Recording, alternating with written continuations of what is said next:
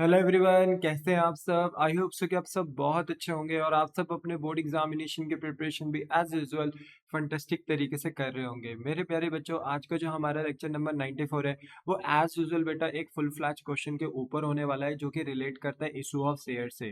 बेटा full fledge question के कहने का मतलब यहाँ पर यह है कि अगर हमें क्वेश्चन में ओवर सब्सक्रिप्शन ऑफ शेयर होता हुआ दिखाई दे, साथ ही साथ कॉल इन एरियर, और उसी के साथ अगर हम शेयर फोरफिट अगर कर रहे हो और री इशू कर रहे हो, तो ये पूरा जो एक क्वेश्चन है ना बेटा, बट ये एक पैकेज बन जाता है पूरा। हम इसको बोलते हैं कि ये हमारा एक फुल फ्लैज क्वेश्चन है और जनरली एग्जाम में ये 6 मार्क्स तक का पूछा जाता है। बेसिकली बेटा हम प्रायर क्लास में इसका एक क्वेश्चन कर चुके थे और आज की क्लास में भी बेटा हम एक और क्वेश्चन की प्रैक्टिस करेंगे, जिससे कि जो हमारे कंसेप्ट है वो यहाँ पर और ज्यादा क्या हो जाए, स्ट्रांग हो जाए। तो विदाउट एनी डिले बेटा स्टार्ट करते हैं अपना आज का लेक्चर।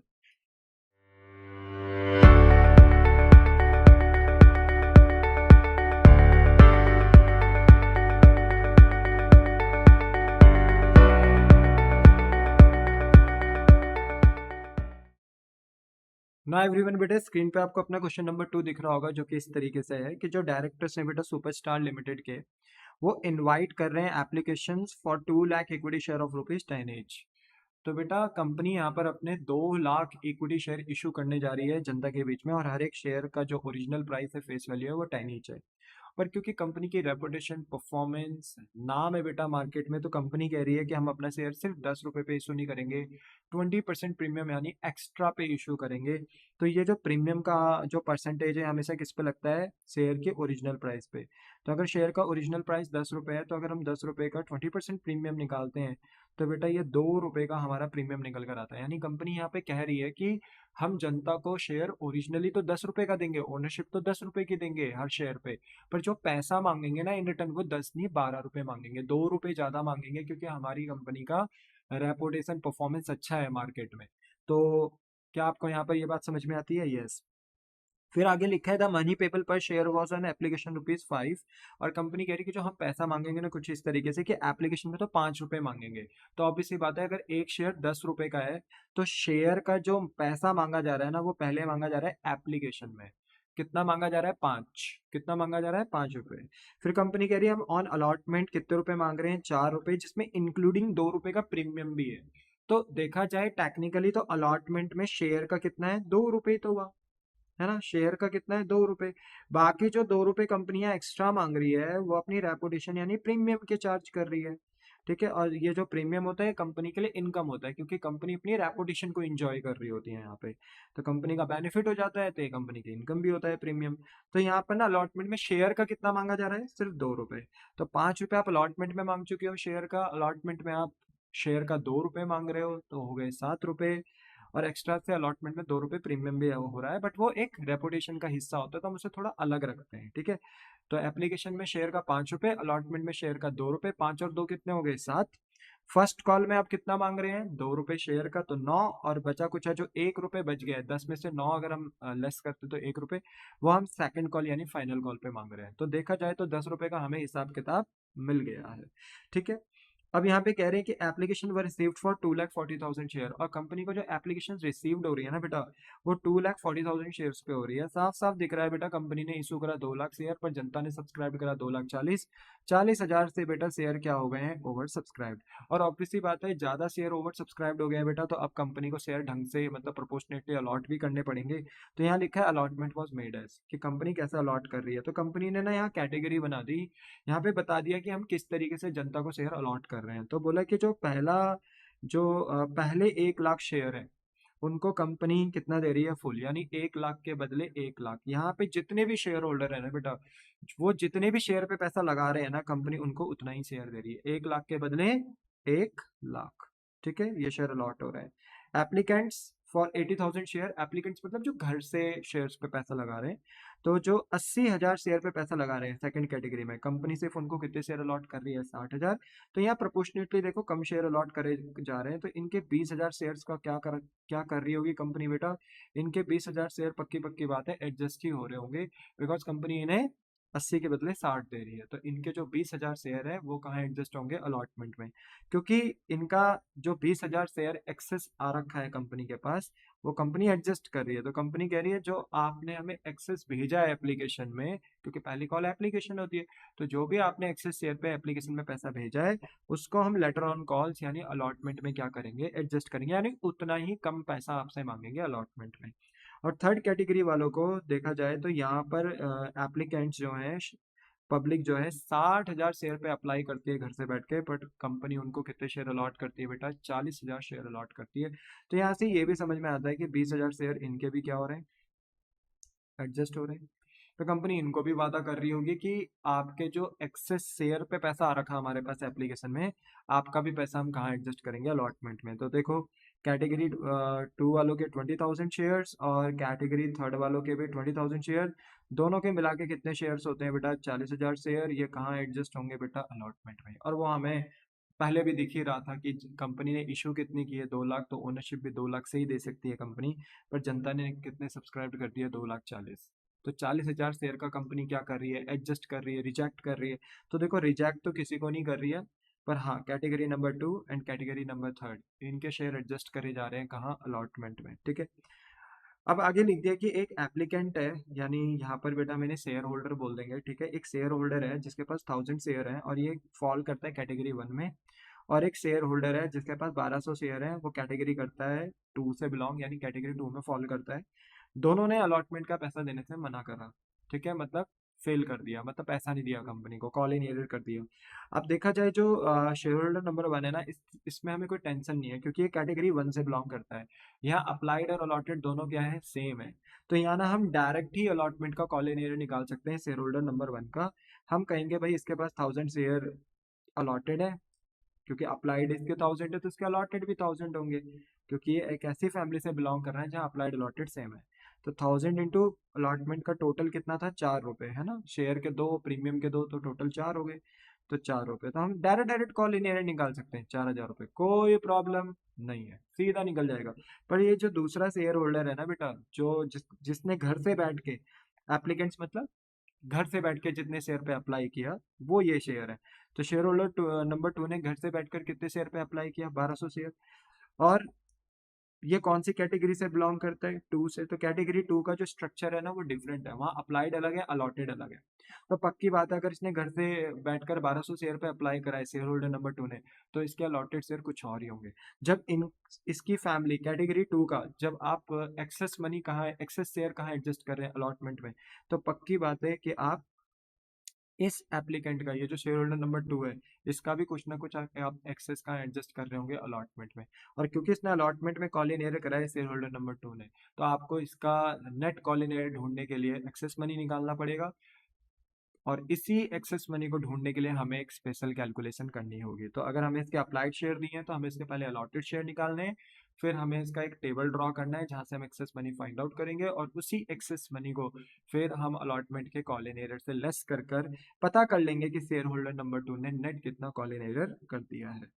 अब आगे लिखा है बेटा कि this share were forfeited on failure to pay the first call, चाहे वो शेयर होल्डर नंबर 1 हो चाहे वो शेयर होल्डर नंबर 2 हो, इन दोनों के ना बेटा शेयर फोरफिट करे जा रहे हैं on failure to pay the first call. Allotment का तो दिया ही नहीं दोनों ने, बट हाँ जैसे ही फर्स्ट कॉल का पैसा नहीं दिया, now the company will say कि हम इनके शेयर फोरफिट कर रहे हैं। कंपनी की पॉलिसी थोड़ा हार्श हो सकती है, स्ट्रिक्ट हो सकती है, कि हम ज़्यादा वेट नहीं करेंगे, हम फर्स्ट कॉल के बाद ही शेयर फोरफिट कर देंगे, क्योंकि फर्स्ट कॉल के बाद ना सेकंड कॉल यानी फाइनल कॉल थी, हम फाइनल कॉल तक वेट कर सकते थे, बट हमने नहीं किया, हमने फर्स्ट कॉल के बाद ही इन दोनों का शेयर फोरफिट कर दिया।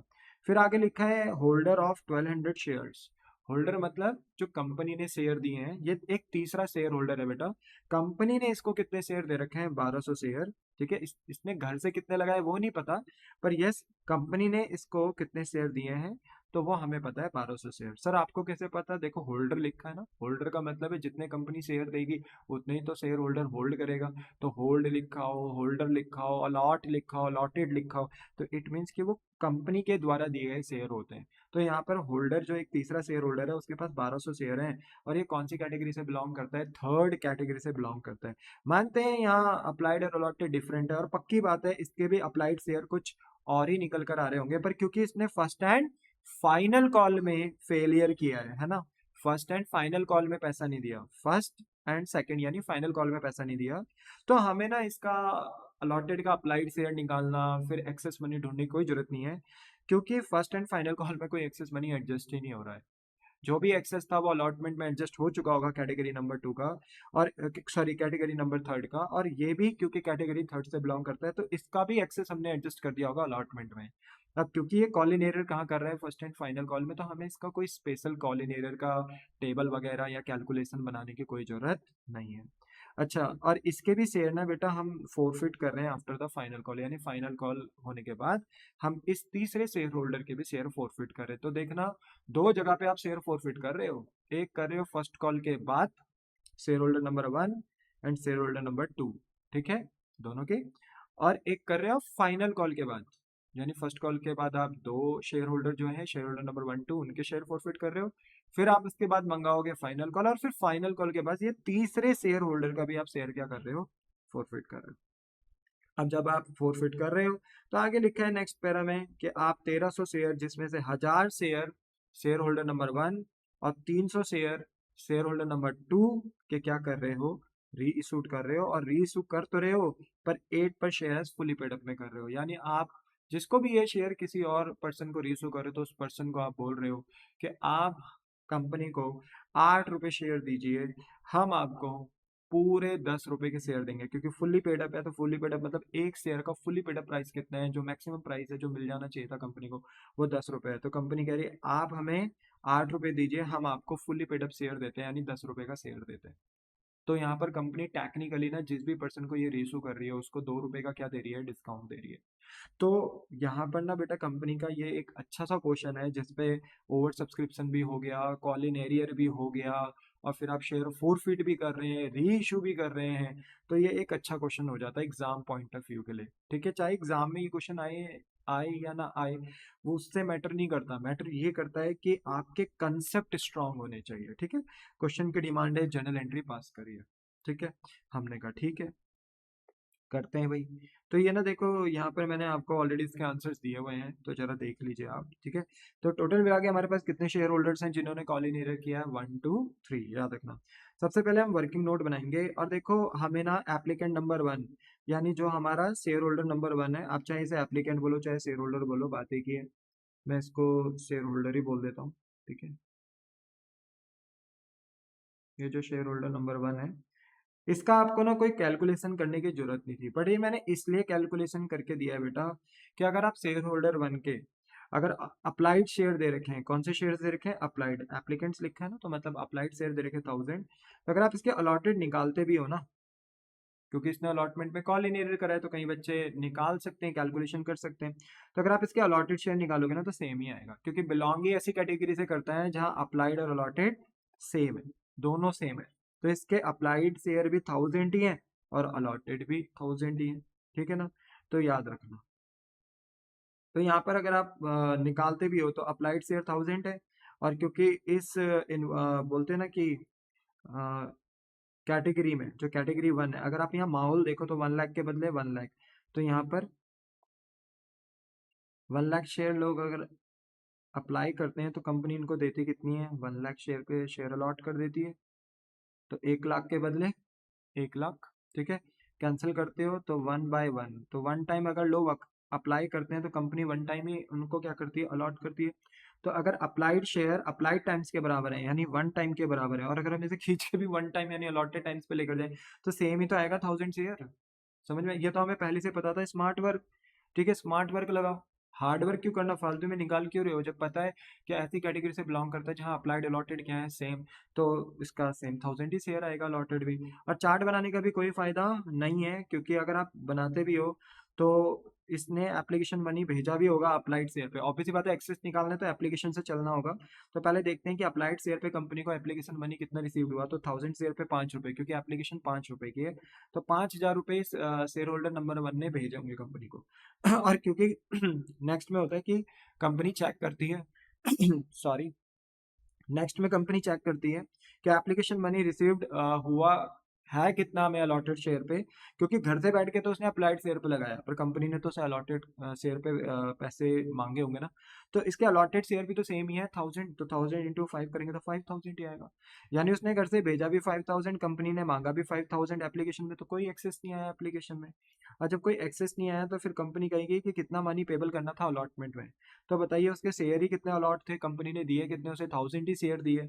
और अलॉटमेंट है कितने की, 4 रुपए की ना, 4 रुपए की है, इसमें 2 रुपए शेयर के हैं और 2 रुपए प्रीमियम के हैं।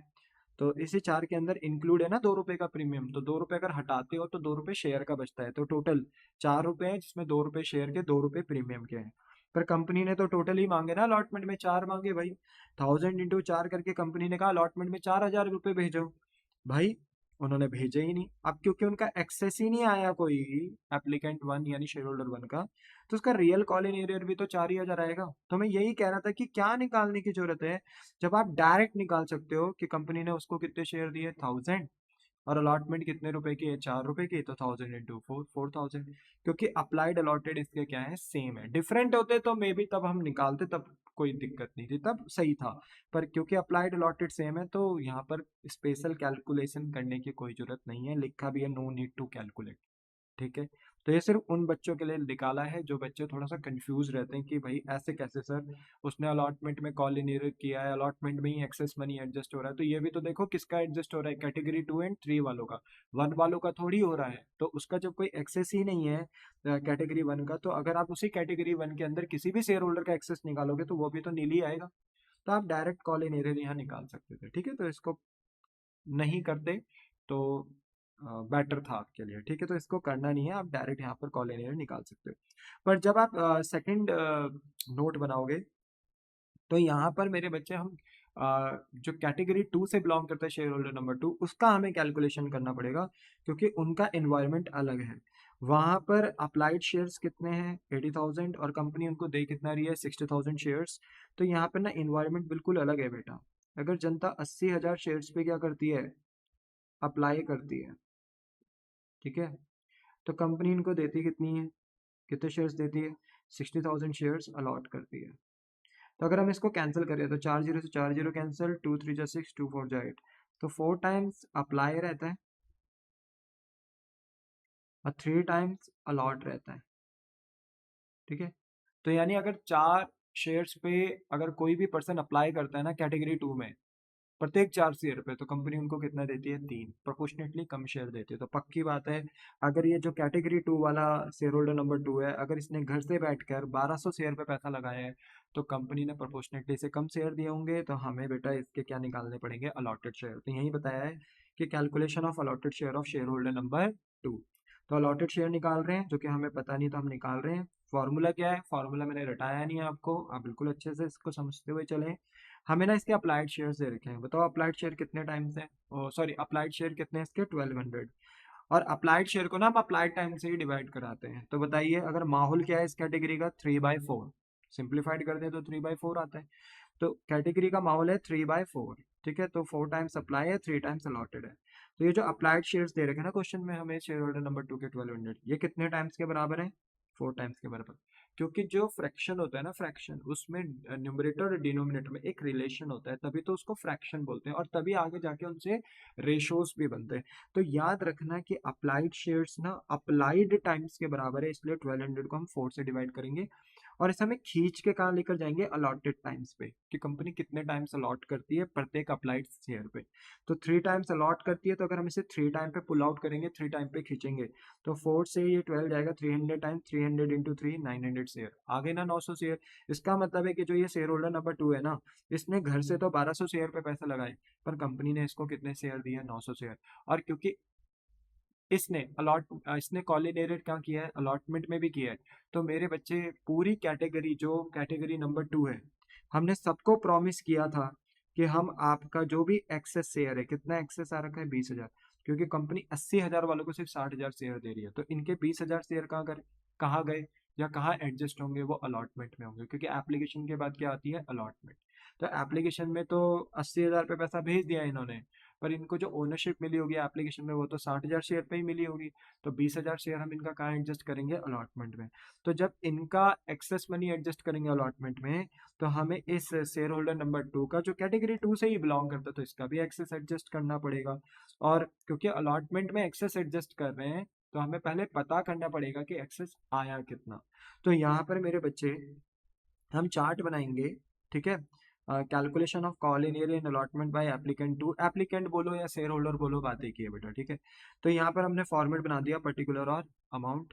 तो सबसे पहले एक्सेस ढूंढने के लिए वही हम ये चेक करेंगे कि एप्लीकेशन मनी रिसीव्ड कितना हुआ अप्लाइड शेयर पे, घर से कितने शेयर पे पैसे भेजे एप्लीकेंट नंबर 2 ने। तो ऑब्वियसली बात है, एप्लीकेंट नंबर 2 के पास, शेयर होल्डर नंबर 2 के पास कितने शेयर अप्लाइड थे, उसके 1200 शेयर अप्लाइड थे, 1200 शेयर पे पैसा भेजा था। एप्लीकेशन कितने की है, 5 की, तो 6,000 रुपये भेजा था। पर कंपनी ने कहा कि यार हमें तो एप्लीकेशन मनी रिसीव करना था आपसे अलॉटेड शेयर पे, हमने तो आपको शेयर जो अलॉट किए उतने से ही हमने पैसा रिसीव करना था। तो कंपनी ने कितने शेयर अलॉट करे, 900। ये दिया नहीं था बट ये हमने निकाल लिया, ठीक है।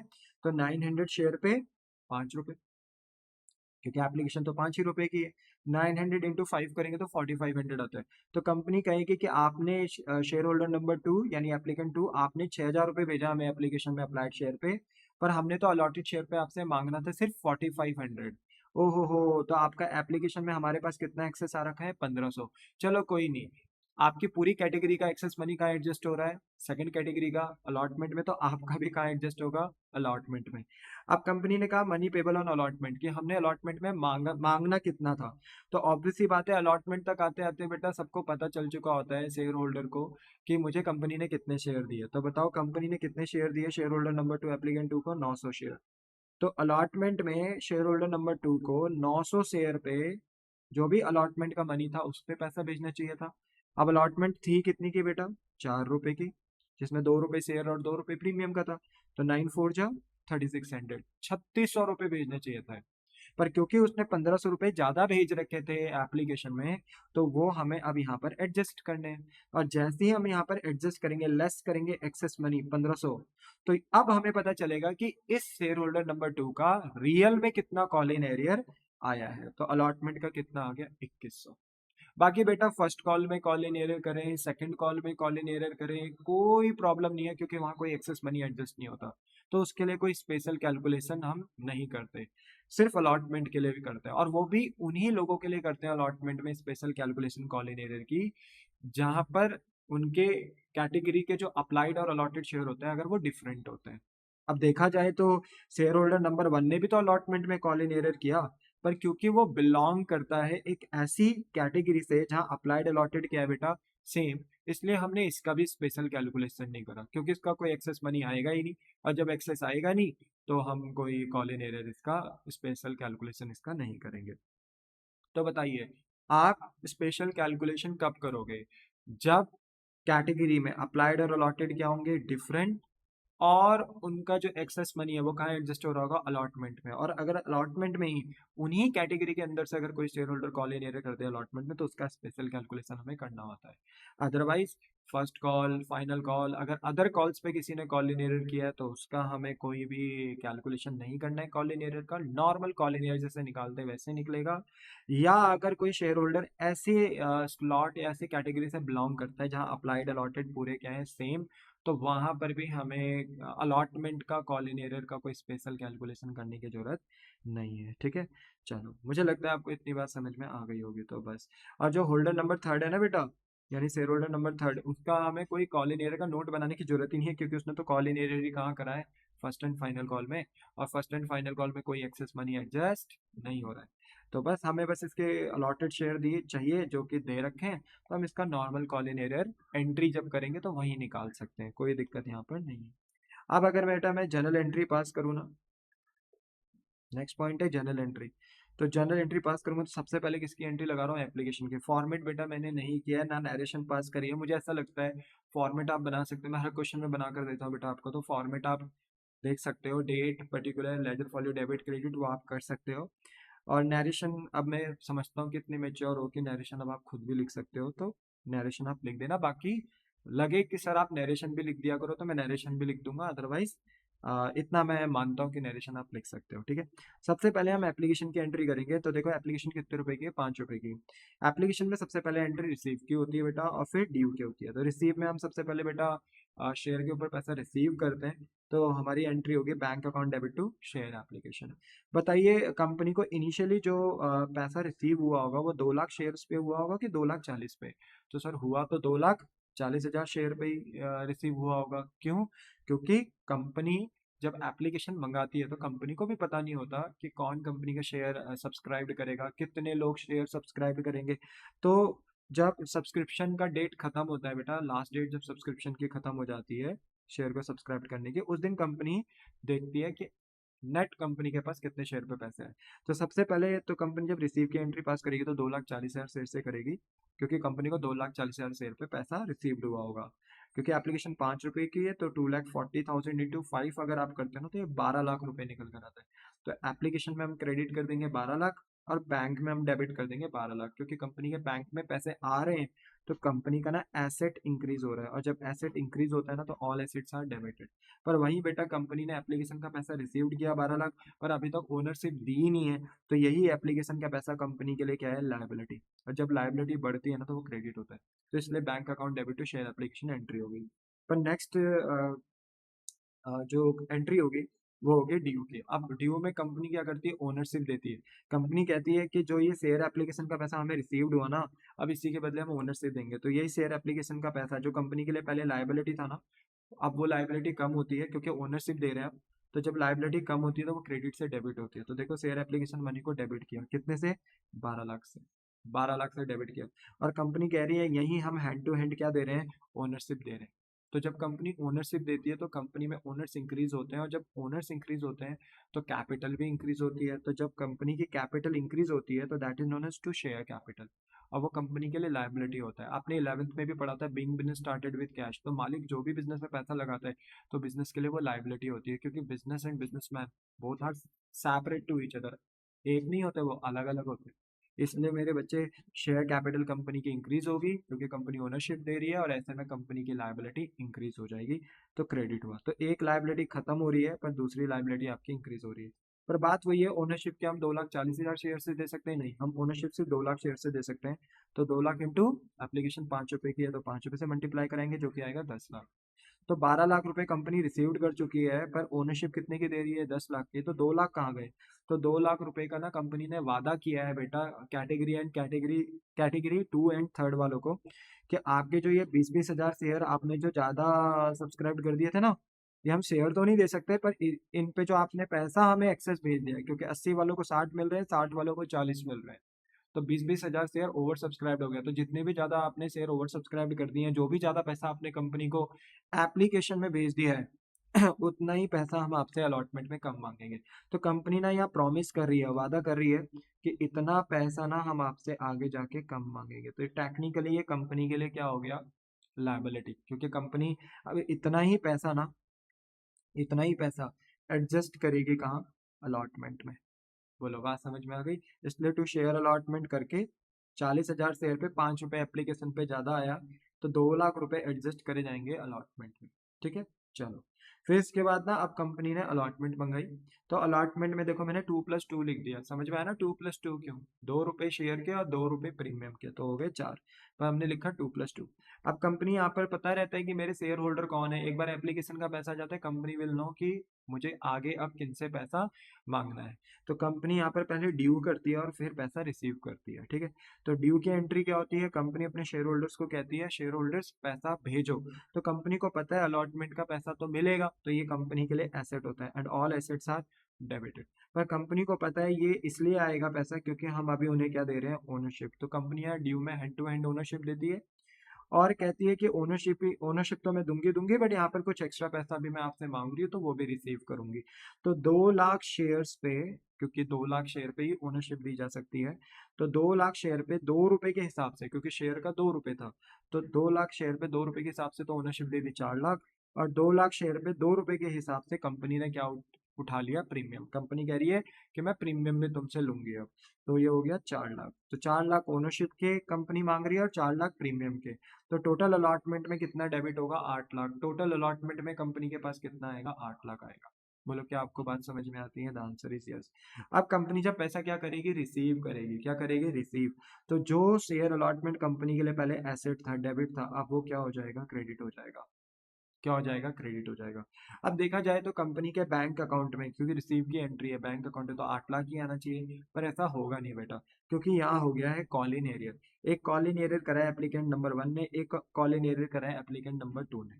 तो ये कंपनी के लिए ना अभी के लिए फिलहाल ये एसेट बन गए, क्योंकि इन्हें ये पैसा दे देना चाहिए था एप्लीकेंट 1 2 को, पर इन्होंने दिया नहीं। तो कंपनी को उम्मीद होता है कि चलो अभी नहीं दिया तो आगे दे देंगे। तो याद रखना कॉल इन एरियर रिसीव में ही होता है, क्योंकि रिसीव में ही तो पता चलेगा ना किसने दिया किसने नहीं दिया। तो यहाँ कॉल इन एरियर हो गया एप्लीकेंट नंबर 1 2 का, और कंपनी ने मीन वाइल इसे अपना, जब तक इनसे पैसा नहीं मिलता, एसेट दिखा दिया। तो देखो जो शेयर होल्डर नंबर 1 है उसका कॉल इन एरियर तो डायरेक्ट ही निकाल सकते हो, क्योंकि वो उस कैटेगरी से बिलोंग करता है जहाँ अप्लाइड अलॉटेड सेम है। तो अगर इसके अप्लाइड शेयर्स दे रखे थे हमें 1000, तो इसके अलॉटेड भी कितने हैं? 1000। इनका कोई एक्सेस नहीं आ रहा था, तो यहाँ कोई प्रॉब्लम नहीं थी। तो 1000 × 4 किया, क्योंकि अलॉटमेंट 4 रुपए की है, 2 रुपए शेयर 2 रुपए प्रीमियम के, तो 4000 रुपए एप्लीकेंट नंबर 1 ने दिए। और जो एप्लीकेंट नंबर 2 था ना बेटा, उसका हमने ऑलरेडी चार्ट बनाया था, और रियल कॉल इन एरर जो आया है एप्लीकेंट नंबर 2 का, वो आया है 2100 रुपये। तो मेरे बच्चे हमने 2100 रुपये से ना इसका कॉल इन एरर दिखा दिया। आप चाहें तो यहाँ पर लिख भी सकते हो कि ये वर्किंग नोट नंबर 2 में हमने दिखाया, वहां पर जाकर देख सकते हैं। ठीक है, चलो बोलो बात समझ में आ गई? तो 4000 शेयर होल्डर 1 यानी एप्लीकेंट नंबर 1 का कॉल इन एरर था, और applicant number 2 share holder number 2 का कितना कॉल इन एरर था? 2100, जिसकी कैलकुलेशन हमने करी थी। ठीक है, तो ये कंपनी को अभी मिला नहीं है, कंपनी को लगता है अभी नहीं मिला तो आगे मिल जाएगा, तो एसेट दिखा दिया, डेबिट कर दिया। पर कंपनी ने देखो वादा किया था 40,000 शेयर वालों को, याद है कैटेगरी 2 और 3 वालों को, कि आपके जो 20-20 हजार शेयर एक्सेस आ रखे, यानी टोटल कितने एक्सेस आ रखे? 40, हम उनको एडजस्ट करेंगे अलॉटमेंट में। तो भाई करो ना। तो अब यहाँ जब रिसीव होगी तो हम इसी पैसे को एडजस्ट भी कर देंगे। कितना एडजस्ट करेंगे जी? 2 लाख एडजस्ट करेंगे। तो क्योंकि कंपनी अपना वादा निभा रही है ना, तो कंपनी का जो लायबिलिटी है अब वो कम हो जाएगा। तो बस यहाँ पर नाम अब शेयर अलॉटमेंट ना लिखकर शेयर एप्लीकेशन लिखेंगे, क्योंकि जब शेयर एप्लीकेशन में था तो बोला था कि शेयर अलॉटमेंट में एडजस्ट करेंगे। अब जब शेयर अलॉटमेंट के रिसीव में आए हैं तो बोल रहे हैं कि किसका पैसा एडजस्ट कर रहे हैं? एप्लीकेशन का। तो देखो ये एडजस्ट कर दिया 2 लाख। तो कंपनी के पास नेट जो बैंक अकाउंट में आएंगे ना, वो आएंगे 5,93,900। तो याद रखना 8 लाख आने थे, जिसमें से 6,100 अभी नहीं आए हैं, कंपनी को लगता है फ्यूचर में आ सकते हैं, तो कंपनी इसको दिखा रही है अपना एसेट। 2 लाख रुपए कंपनी ने बेटा क्या कर दिए? एडजस्ट। तो कंपनी के बैंक अकाउंट में नेट कितने आ गए? लेस कर दो 8 लाख में से 4,000, 2,100 एंड 2 लाख, तो आपको पता चलेगा बैंक अकाउंट में आ रहे हैं 5,93,900। फिर मीनवाइल अब हमने फर्स्ट कॉल बेटा कॉल करी, तो फर्स्ट कॉल कितने की थी बेटा? 2 रुपए की। ठीक है, फर्स्ट कॉल कितने की थी? 2 रुपए की। तो यहाँ पर भी पहले ड्यू रिसीव, कंपनी को आप पता है मेरे शेयर होल्डर कौन है, तो कंपनी अपने शेयर होल्डर को बोलेगी कि शेयर होल्डर्स आप ना फर्स्ट कॉल का पैसा भेजो। तो कंपनी को पता है फर्स्ट कॉल का पैसा मिलेगा, तो एसेट दिखाया, ऑल एसेट्स आर डेबिटेड। और हैंड टू हैंड कंपनी यहाँ ड्यू में क्या दे रही है बेटा? उन्हें ओनरशिप दे रही है, तो टू शेयर कैपिटल, कंपनी अपनी लायबिलिटी भी बढ़ा रही है। अब बताइए ओनरशिप कितने से दी जा सकती है? 2 लाख शेयर से। याद रखना ड्यू में हम सबसे पहले शेयर कैपिटल को ही सॉल्व करते हैं। तो 2 लाख शेयर की ओनरशिप मिल सकती है, फर्स्ट कॉल 2 रुपए की है, तो 2 लाख इंटू 2 4 लाख। तो कंपनी ने 4 लाख की ओनरशिप दी, और कंपनी के पास आएगा भी फर्स्ट कॉल में कितना? 4 लाख की। तो share first call account debit to share capital account 4 lakh. पर अब कंपनी को जब पैसा रिसीव होगा ना, तो जो शेयर फर्स्ट कॉल कंपनी के लिए पहले एसेट था, अब उसका पैसा मिल रहा है, तो वही शेयर फर्स्ट कॉल कंपनी के लिए क्या हो जाएगा? क्रेडिट हो जाएगा। तो देखो यहाँ क्रेडिट कर दिया 4 लाख। पर अब कंपनी कह रही है कि मुझे पैसा रिसीव होगा, बैंक अकाउंट क्या होगा? डेबिट। पर बैंक अकाउंट डेबिट होने से पहले यहाँ हुआ है कॉल इन एरियर, और कॉल इन एरियर किसी एक दो ने नहीं किया, तीन तीन शेयर होल्डर्स ने कॉल इन एरियर किया है। पहले दो वालों ने तो किया ही है, शेयर होल्डर नंबर 1 और शेयर होल्डर नंबर 2, दोनों ने तो किया ही है। ठीक है, दोनों एप्लीकेंट्स ने, दोनों शेयर होल्डर्स ने। पर एक तीसरा भी था जिसने बेटा first call and final call का पैसा नहीं दिया। तो फर्स्ट कॉल में ना तीनों आ रहे हैं, शेयर होल्डर 1 भी, शेयर होल्डर 2 भी, शेयर होल्डर 3 भी, तो तीनों का कॉल इन एरियर आएगा। ठीक है, तो Colin arrear Colin arrear Colin arrear account debit applicant 1 2 3 ऐसे करके हमने डिफरेंशिएट कर दिया। हम एक साथ भी लिख सकते थे बट बेटा एक साथ इसलिए नहीं लिख रहे हैं कि कल के दिन जब हम शेयर फोरफिट करें रीइश्यू करें तो कोई प्रॉब्लम ना हो, ठीक है, इसलिए अलग अलग कर दिया। आप चाहें तो एक साथ लिख सकते हो, मैं प्रेफर नहीं करता, अलग अलग लिख दो, थोड़ा 1 मिनट एक्स्ट्रा लग जाएगा क्या है, पर आपका क्वेश्चन तो गलत नहीं होगा ना, तो याद रखना, ठीक है। तो मुझे बताइए एप्लीकेंट 1 के अलॉटेड शेयर कितने थे, सेम 1000, तो यहाँ पर कोई एक्सेस नहीं है तो यहाँ डायरेक्ट कॉल इन एरियर निकल सकता है 1000 × 2, तो ये 2000 का कॉल इन एरियर आया किसका, एप्लीकेंट 1 का। एप्लीकेंट 2 के हमने बेटा अलॉटेड शेयर्स निकाले थे, याद रखना अप्लाइड से एंट्री नहीं लगती कॉल इन एरियर की, किससे लगती है, अलॉटेड से। तो अलॉटेड शेयर कितने आए थे एप्लीकेंट 2 शेयर होल्डर 2 के, वो हमने निकाले थे 900 शेयर। तो 900 शेयर से 2 रुपए हमें अपने शेयर होल्डर नंबर 2 से भी नहीं मिले फर्स्ट कॉल में, तो ये भी कॉल इन एरियर हो गया। इसको भी हमने एसेट दिखाया 900 × 2 1800। और जो हमारा एप्लीकेंट थर्ड है, शेयर होल्डर थर्ड है, उसके तो दिए ही कौन से शेयर हैं, अलॉटेड, तो यहाँ तो कोई दिक्कत ही नहीं है, 1200 शेयर, और 1200 शेयर इंटू 2 रुपए से शेयर होल्डर नंबर थर्ड ने भी कॉल इन एरियर कर दिया। तो 1200 × 2 कितना होता है, 2400। तो यहाँ पर कंपनी के पास ना फर्स्ट कॉल का पैसा कितना आना था, 4 लाख, और जब आ रहा था तो हमने फर्स्ट कॉल को क्रेडिट किया, पर हमें पता चला 2000 शेयर होल्डर 1 से नहीं मिले, 1800 रुपये हमें शेयर होल्डर नंबर 2 से नहीं मिले, और 2400 हमें शेयर होल्डर नंबर थर्ड से नहीं मिले, तो टोटल कितने नहीं मिले, 6200। तो 4000 में से अगर हम 6200 लेस कर दें ना, तो कंपनी के बैंक अकाउंट में कितने आए होंगे बेटा, 3,93,800 आए होंगे। क्या आपको ये बात समझ में आती है, हाँ। तो देखो ये वाली एंट्री भी हमारी क्लियर हो गई, ठीक है। पर याद रखना कंपनी फर्स्ट कॉल के बाद on failure to pay the first call this share were forfeited, किसके शेयर, शेयर होल्डर नंबर 1 यानी एप्लीकेंट नंबर 1 और शेयर होल्डर नंबर 2 यानी एप्लीकेंट नंबर 2 के शेयर क्या करे जा रहे हैं, फोरफिट।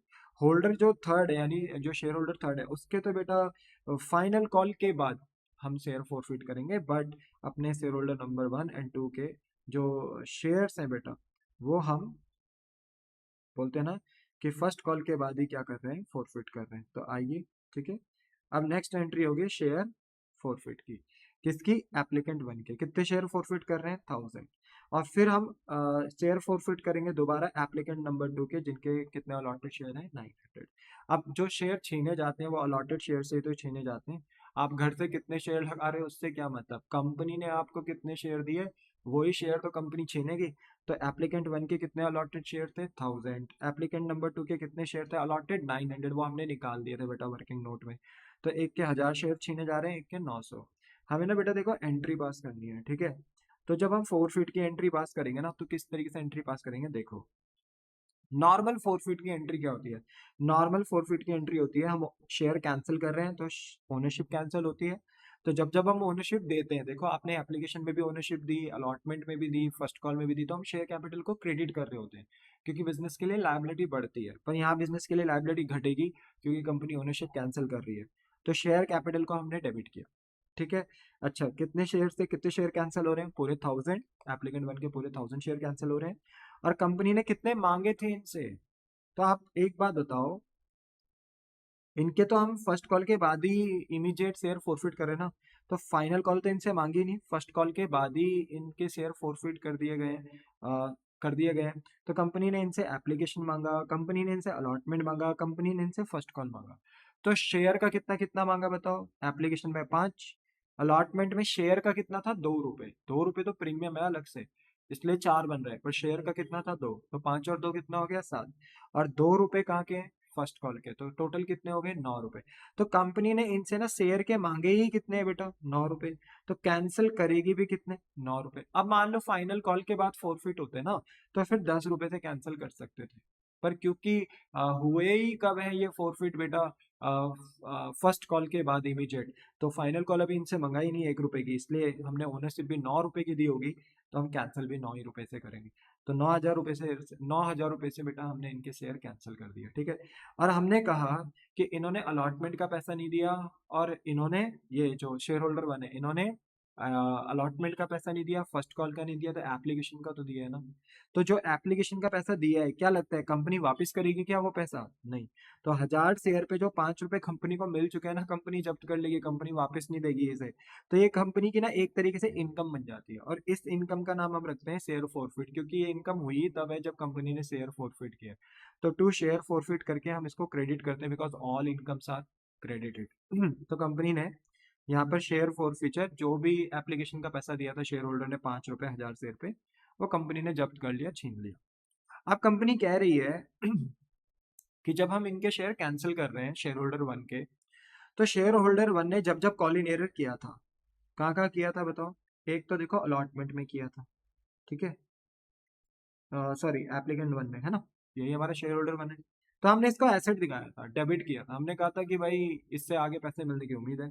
और जब फर्स्ट कॉल में एप्लीकेंट 1 ने कॉल इन एरर करा था, तो हमने इसको भी एसेट दिखाया, हमने कहा भाई पैसे मिलने की उम्मीद है, तो एसेट दिखाया था। पर आज जब मैं फर्स्ट कॉल के बाद इनके शेयर कैंसिल कर रहा हूँ, तो मुझे पता है कि मुझे इनसे अब कोई उम्मीद ही नहीं है, ये पैसा ही नहीं देंगे हमारा, तो इनसे रिलेटेड जो हमारे एसेट थे वो भी अब हमारे एसेट नहीं रहेंगे। तो अगर हमने पहले कॉल इन एरियर को डेबिट किया है, तो आज मैं उन्हीं कॉल इन एरियर को क्रेडिट करूंगा। बस हम यहाँ पर बेटा उन जगह का नाम लिख देते हैं जिन जिन जगहों पे इन्होंने कॉल इन एरियर किया। तो कहाँ किया था? अलॉटमेंट में। कहाँ किया? फर्स्ट कॉल में। है ये कॉल इन एरियर ही, पर एंट्री में बस हम उस स्लॉट का नाम लिखते हैं जहां जहां पे उन्होंने कॉल इन एरर किया था। तो to share allotment, to share first call, पहले ये कॉल इन एरर डेबिट थे, अब ये हमने यहाँ पर क्रेडिट कर दिए, क्योंकि हम अब इनसे संबंध तोड़ रहे हैं, इन्हें हम ओनरशिप से बेदखल कर रहे हैं। तो 1000 × 4, अलॉटमेंट 4 रुपए की थी, तो 1000 × 4 4000, और 1000 × 2 फर्स्ट कॉल का हो जाएगा 2000 रुपए। ठीक है, बोलो क्या आपको बात समझ में आती है? हाँ।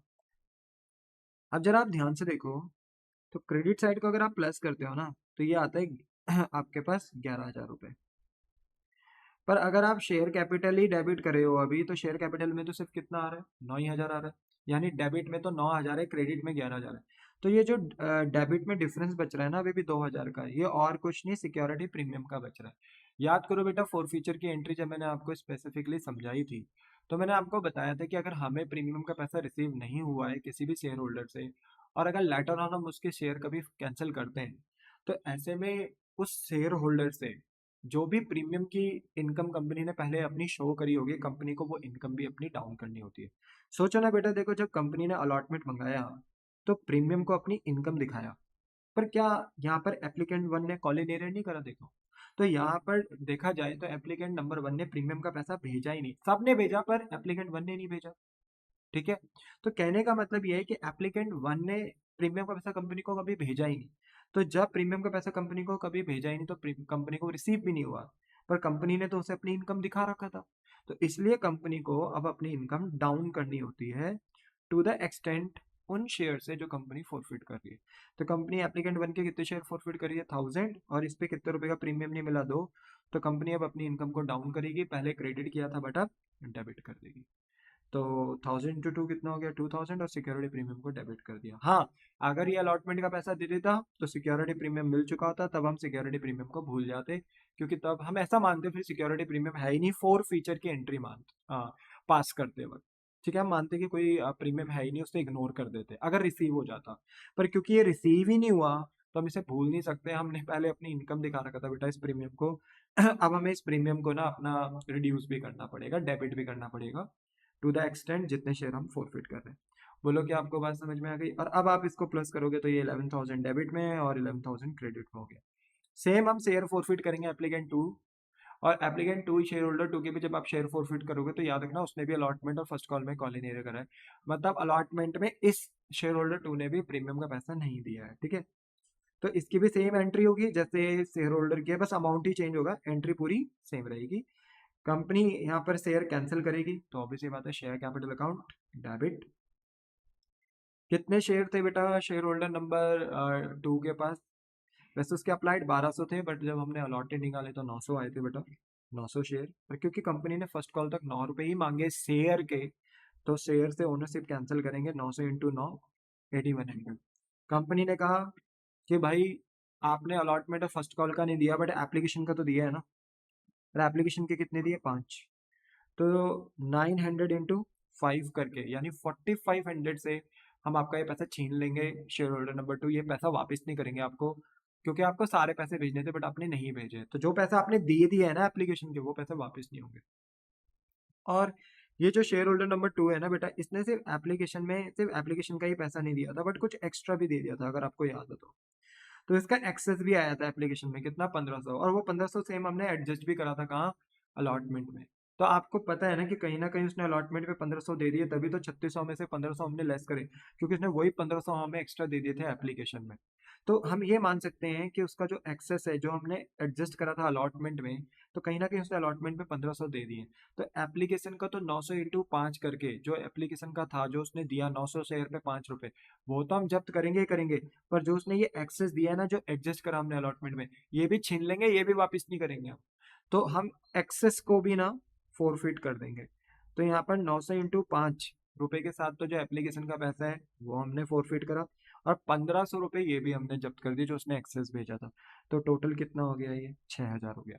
क्या आपको बात समझ में आती है? क्या आपको बात समझ में आती है? The answer is yes. ठीक है।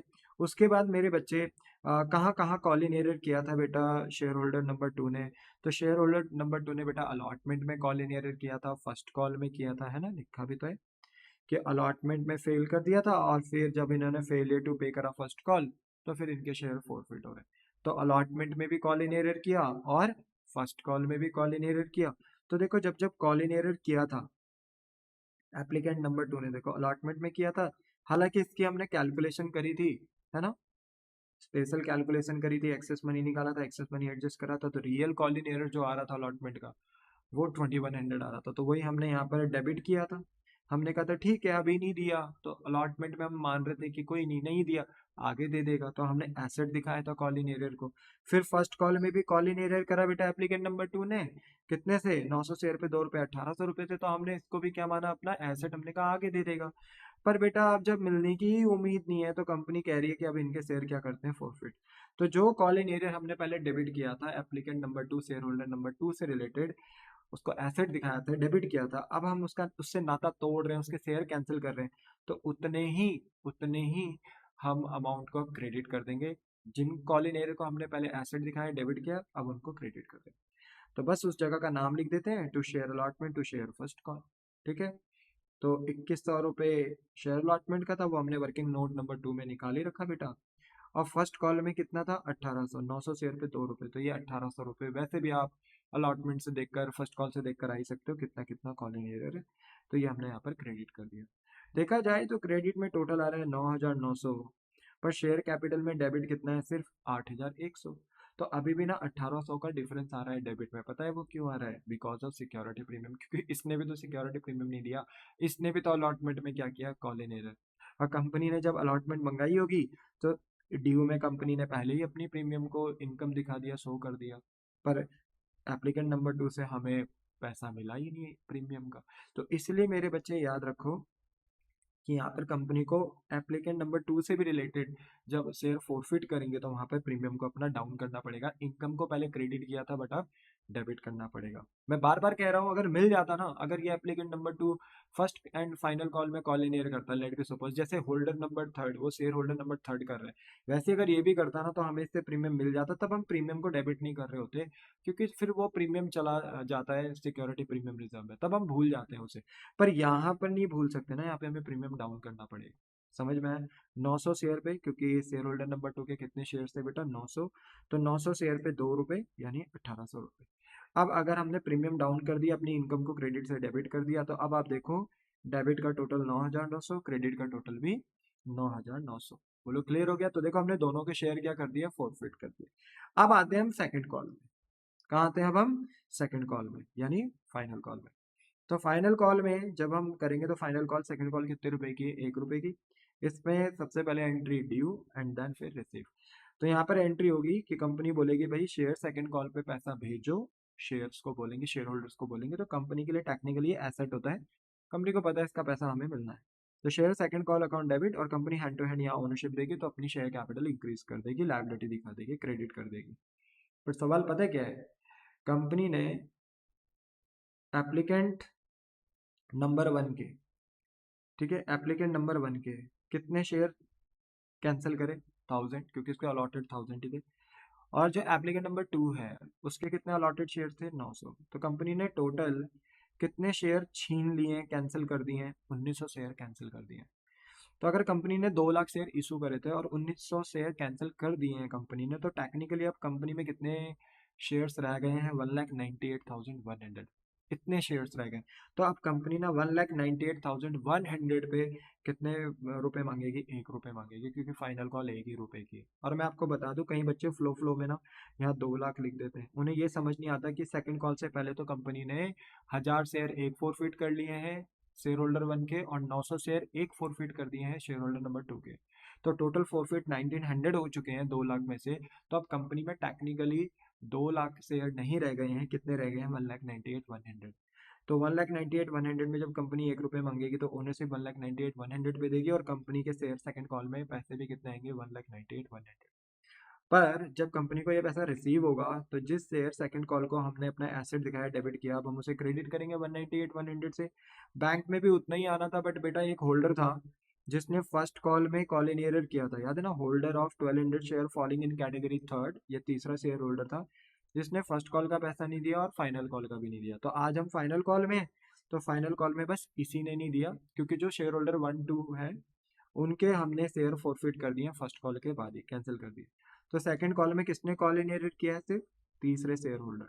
उसके पास कितने शेयर हैं? होल्ड 1200 शेयर अलॉटेड है, 1 रुपए के साथ उसने बेटा यहाँ पैसा नहीं दिया, तो 1200 का कॉल इन एरर किया। अब कंपनी को लगता है नहीं दिया तो अब आगे दे देगा, कोई टेंशन नहीं है। तो कॉल इन एरर को, जो applicant third share holder third है, उसको हमने एसेट दिखाया। तो 1,98,100 आने थे, पर उसमें से 1200 का कॉल इन एरर हुआ, हमने एसेट दिखाया, अभी नहीं आया, आगे आ जाएगा, कोई बात नहीं। तो अभी बैंक में कितना आया? तो 198,100 में से आप 1200 लेस कर दो, तो आपके बैंक में कितना आया? 1,96,900। क्या आपको बात समझ में आती है? The answer is yes. ठीक है, तो ये फर्स्ट सेकंड कॉल की भी एंट्री हो गई। और सेकंड कॉल के बाद ना बेटा, फर्स्ट एंड फाइनल कॉल का पैसा जैसे ही होल्डर ने फेल कर दिया देने से, वैसे ही इसके शेयर भी फोरफिट करे जा रहे हैं आफ्टर द फाइनल कॉल। तो this share were forfeited after the final call. तो ये जो शेयर होल्डर नंबर थर्ड है, इसके भी हम शेयर फोरफिट कर रहे हैं। और ये एप्लीकेंट थर्ड यानी शेयर होल्डर थर्ड है, इसके कितने शेयर अलॉटेड थे? 1200। अब एक बार बताओ, इससे तो पूरे मांगे हैं ना, फाइनल कॉल तक मांगे हैं इससे, तो इससे पूरे 10 रुपए मांगे हैं, पूरे 10 रुपए। तो 1200 इंटू 10, ठीक है। तो 1200 इंटू 10 करके 1200 शेयर पे 10 रुपए के हिसाब से हम इसकी पूरी ओनरशिप कैंसिल करेंगे, क्योंकि हमने इसे एप्लीकेशन में भी ओनरशिप दी होगी, अलॉटमेंट में भी, फर्स्ट कॉल में भी, सेकंड कॉल में भी, तो हमने पूरा इससे 10 रुपए मांगा। तो जब हम शेयर कैंसिल करेंगे तो पूरे 10 रुपए के साथ करेंगे। पर आपने एक चीज नोटिस करी, जो हमारे एप्लीकेंट 1 थे और 2 थे, जब हम इनकी ओनरशिप कैंसिल कर रहे थे तो 10 रुपए से नहीं कर रहे थे, 9 रुपए से करते, क्योंकि हमने इनसे फाइनल कॉल मांगी नहीं, हमने तो फाइनल कॉल से पहले ही इनके शेयर फॉरफिट कर दिए, तो इसलिए 9 रुपए से कैंसिल करी। पर इसके 10 रुपए से कैंसिल करी। तो ये बात ध्यान में रखना, 1200 इंटू 10, 12,000। ये हमने ओनरशिप कैंसिल कर दी, और जब ओनरशिप कैंसिल होती है तो शेयर कैपिटल रिड्यूस हो जाती है। अब कंपनी ने कहा देखो भाई, इसने ना फर्स्ट कॉल का पैसा नहीं दिया और फाइनल कॉल का पैसा नहीं दिया, ठीक है। फर्स्ट एंड फाइनल कॉल का पैसा नहीं दिया होल्डर नंबर थर्ड यानी शेयर होल्डर नंबर थर्ड ने। तो फर्स्ट कॉल का नहीं दिया और फाइनल कॉल का नहीं दिया, तो इट मीन्स एप्लीकेशन का दे दिया होगा और अलॉटमेंट का भी दे दिया होगा। और अगर अलॉटमेंट का भी दे दिया होगा तो प्रीमियम का भी दे दिया होगा अंदर ही अंदर। और अगर प्रीमियम का दे दिया तो हम प्रीमियम को भूल जाएंगे यहाँ। तो आप मुझे बताओ शेयर का कितना दिया? शेयर का दिया 5 रुपए, और अलॉटमेंट में शेयर का कितना दिया? 2 रुपए। तो 5 और 2 कितना होता है? 7। तो कंपनी ना ये छीन लेगी, 1200 इंटू 7 रुपए वापिस नहीं करेगी कंपनी, कहेगी हम छीन लेंगे, अपने पास रख लेंगे। तो अगर 1200 इंटू 7 करते हो तो ये 8400 आता है। तो कंपनी की ना ये इनकम हो गया, क्या हो गया? ये कंपनी का income, and all incomes are credited, तो ये क्रेडिट कर दिया। इसके बाद बताओ, इसने कॉल इन एरियर कहाँ कहाँ किया? सर इसने ना कॉल इन एरियर एक करा था फर्स्ट कॉल में, 1200 शेयर पे 2 रुपए के हिसाब से 2400। और ये हमने एसेट दिखाया था, जब फर्स्ट कॉल करी थी तो एसेट दिखाया था, सर लगता था कि ये आगे दे देगा तो एसेट दिखाया। तो 2400 का एसेट एक दिखाया था बेटा इससे रिलेटेड, कॉल इन एरियर को।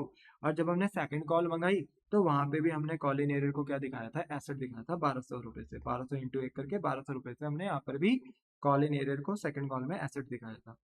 तो हमने शेयर होल्डर थर्ड से रिलेटेड कॉल इन एरिया को पहले एसेट दिखाया था, पर आज जब ओनरशिप आप उसकी कैंसिल कर रहे हो, उसके शेयर फोरफिट कर रहे हो, तो अब आपको उससे कोई मतलब नहीं है। तो जहां जहां उसने कॉल इन एरिया किया था ना, वहां वहां आपने उसे डेबिट किया था, आज आप उसे क्रेडिट कर दोगे, क्योंकि अब आपका उससे कोई रिलेशन नहीं है।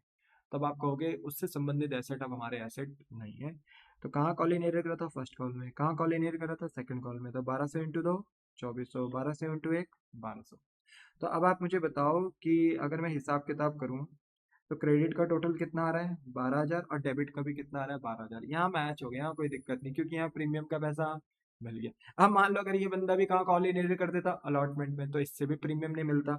अब प्रीमियम को हम पहले इनकम दिखा चुके हैं अलॉटमेंट में, तो आज हमें फिर उतनी इनकम क्या करनी होती?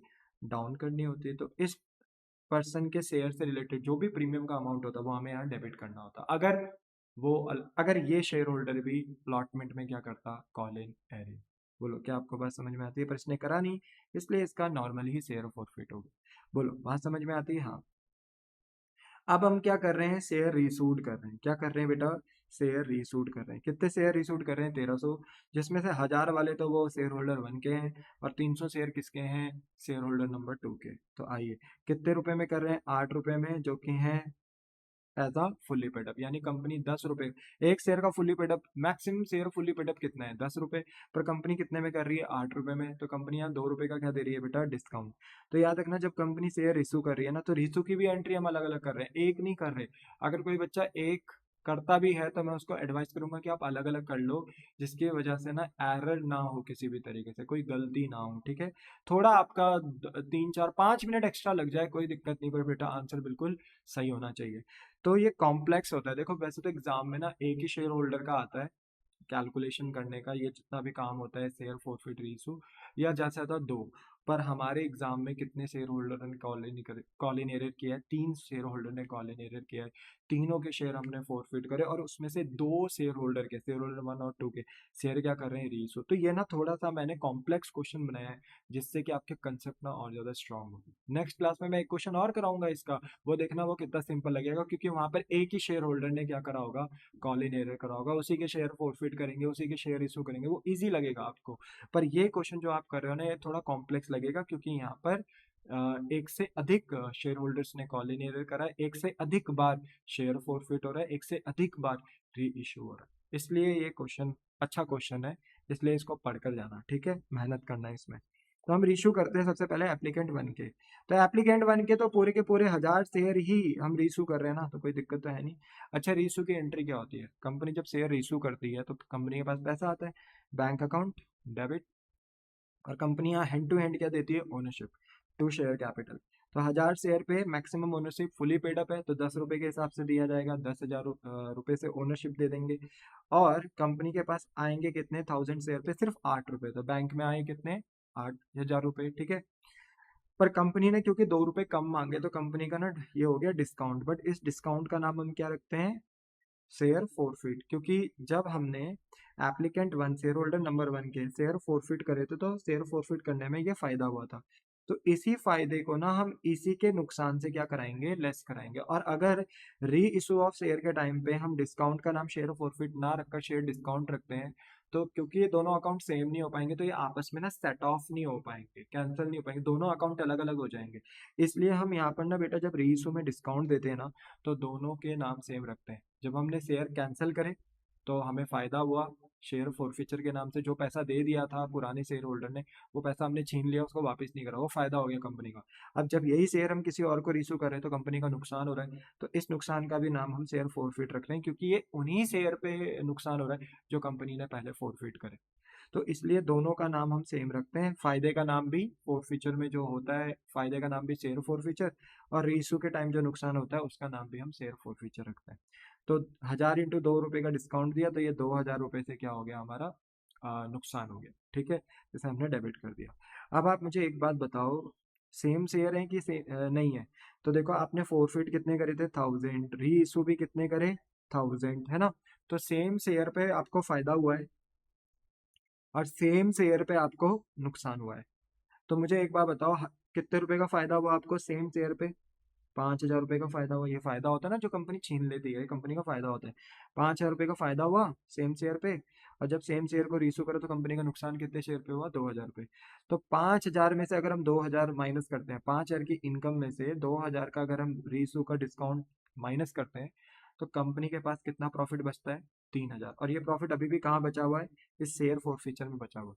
कंपनी क्या करेगी, इतने ही प्रॉफिट को कहाँ लेकर चली जाएगी, कैपिटल रिजर्व में लेकर चली जाएगी, क्योंकि आपने शेयर फोरफिट करे, फोरफिट के बाद आपने शेयर रीइश्यू करे, नाउ यू आर कैपेबल कि अगर कोई प्रॉफिट हो रहा है, अभी भी बच रहा है, तो अब आप उसको कहाँ भेज दो, कैपिटल रिजर्व में। तो हम कैपिटल रिजर्व में 3000 भेजेंगे, ठीक है।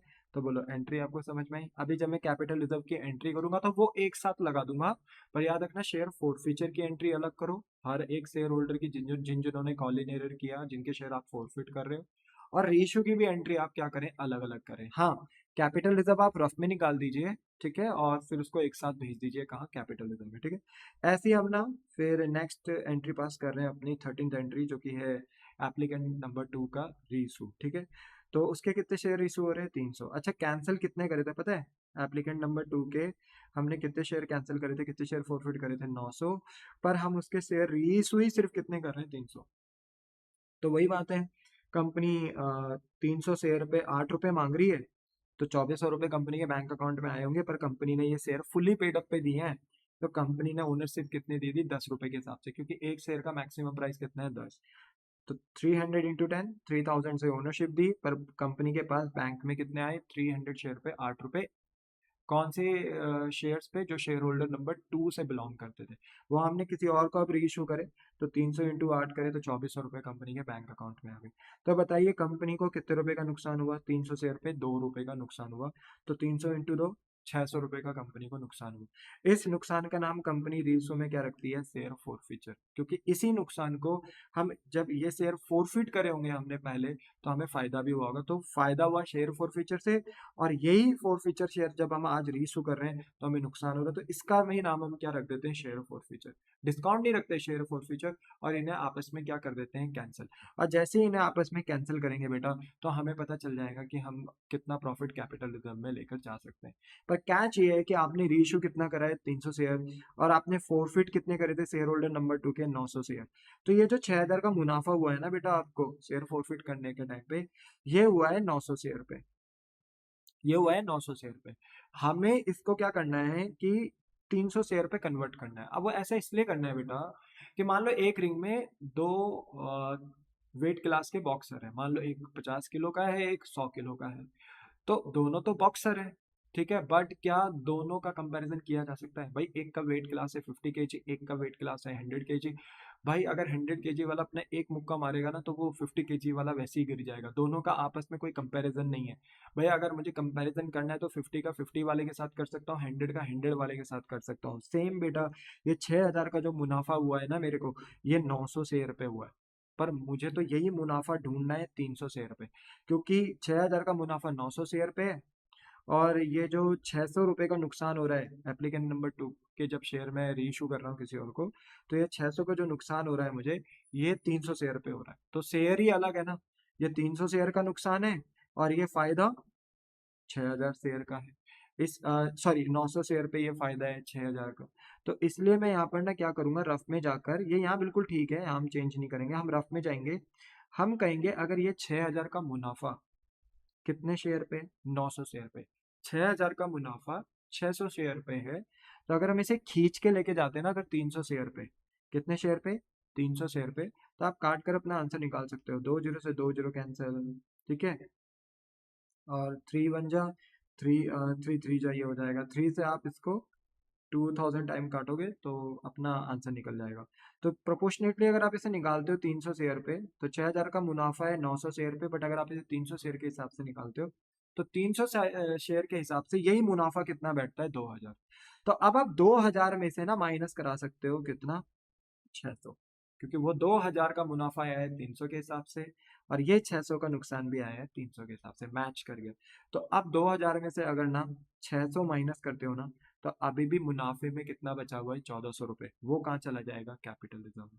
तो बताइए, एक कैपिटल रिजर्व में जाएगा 3000, एक कैपिटल रिजर्व में जाएगा 1400 रुपये, टोटल अभी टोटल कितना जाएगा कैपिटल रिजर्व में, 4400 हो गया ना, देखो निकल गया ना। तो शेयर फॉरफिटेड को जब हम ट्रांसफर करेंगे बेटा कैपिटल रिजर्व में, तो कितना करेंगे, तो शेयर फॉरफीचर में कितना फायदा बचा हुआ है, देखो 3000 एक बचा हुआ है, 1400 एक बचा हुआ है, तो अब हम उस फायदे को, शेयर फॉरफीचर के फायदे को डेबिट करेंगे, और उसको भेज देंगे अब कहाँ, कैपिटल रिजर्व। तो कितना आ जाएगा, 4400। तो देखो ये क्वेश्चन बहुत अच्छा था, बहुत अच्छा था, बहुत बहुत अच्छा था, ठीक है। मजा भी आया इसे करने में, ठीक है। बट आपको ये बात ध्यान में रखनी है कि अगर ये क्वेश्चन एग्जाम में आता है तो आपको इसे बिल्कुल भी गलत नहीं करना। बोलो आप इसको ध्यान में रखोगे? The answer is yes.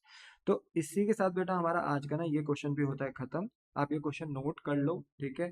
और अगर आपके कोई डाउट रहे तो वो डाउट भी आप मुझसे पूछ सकते हो। और ये रहा इसका आंसर। तो एप्लीकेंट वन का आपको कोई वर्किंग नोट बनाने की जरूरत नहीं था, ये बस मैंने आपकी जानकारी के लिए बनाया था, अंडरस्टैंडिंग के लिए। कि देखो कॉल इन एरर सेम ही आ रहा है, आप जो डायरेक्ट निकाल सकते हो वही आ रहा है, यहाँ पर भी कोई स्पेशल कैलकुलेशन करने की जरूरत नहीं है एप्लीकेंट वन की। पर टू की हमने करी, ठीक है, स्पेशल कैलकुलेशन इसकी जायज़ थी तो करी, ठीक था, बिल्कुल बढ़िया। तो इसको नोट कर लो, जनरल एंट्री नोट कर लो, ठीक है, एप्लीकेशन और अलॉटमेंट की, ठीक है। इसके बाद फर्स्ट कॉल की एंट्री नोट कर लो। इसके बाद share four feature applicant one और टू की जो हमने करा था, और सेकंड कॉल की एंट्री नोट कर लो। इसके बाद शेयर फॉरफिट की एंट्री नोट कर लो, एप्लीकेंट थ्री की जो हमने शेयर फॉरफिट करा था फाइनल कॉल के बाद। उसके बाद री इशू की एंट्री कर लो, एप्लीकेंट वन की अलग, एप्लीकेंट टू की अलग। और ये रफ में क्या निकाल लिया था मैंने? कैपिटल रिजर्व, ठीक है। याद रखना एप्लीकेंट वन में कोई प्रॉब्लम नहीं हुई, 5 में से 2 माइनस करा 3 आ गया था। पर एप्लीकेंट नंबर 2 में हमें 6000 के प्रॉफिट को, जो 900 शेयर पे था, पहले उसे कन्वर्ट करना पड़ा 300 शेयर पे। तो 300 शेयर के हिसाब से कितना प्रॉफिट आया? 2000। उसमें से जब इन्हीं 300 शेयर को जब रेस करा तो नुकसान कितना आया? तो 600, वो लेस किया। तो कैपिटल रिजर्व कितना आया? 1400। ये इंपॉर्टेंट था इसलिए इसको ध्यान में रखना। और हमने फिर शेयर फॉर फ्यूचर का बैलेंस अल्टीमेटली कैपिटल रिजर्व में कितना डाल दिया? 4000।